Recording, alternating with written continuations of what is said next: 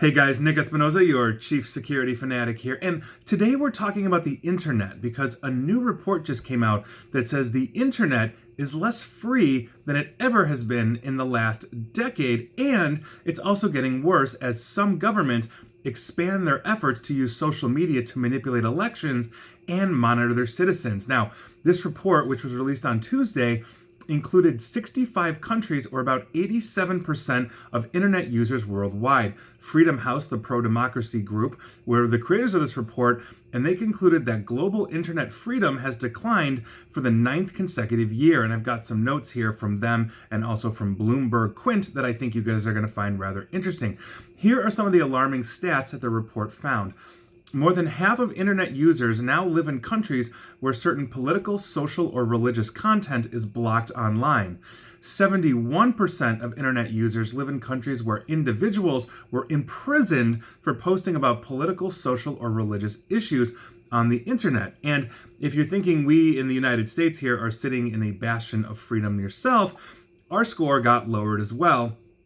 We are not off the hook. Freedom House, and I quote, slightly lowered its score for the U.S., noting increasing social media monitoring by law enforcement and immigration agencies, including around news gathering and peaceful protests. Freedom House also cited the use of disinformation around political events as an issue in the United States. Now, I also recently did a video on basically how we are policing political ads. And it basically runs the gamut between the social media companies from they don't allow it, like LinkedIn and Twitter, to you have to get authorized to Google, to basically Facebook saying if you're a politician or a registered candidate, you can lie basically your butt off about anything you want and we're not going to censor you. That's obviously a very serious issue. Freedom House is taking note.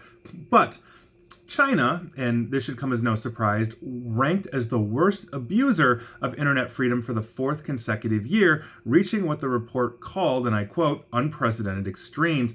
And now with their Belt and Road Initiative, as they are bringing infrastructure, not just roads, schools, hospitals, etc., to other countries, they're bringing the internet. They're also bringing their brand of internet authoritarianism with them. And so I will quote once again Bloomberg here because I think it wraps it up nicely. Overall, while governments have monitored speech on social media for a long time, advances in artificial intelligence have opened up new possibilities for automated mass surveillance. Advances in AI are driving a booming, unregulated market for social media surveillance. And I think that's absolutely true.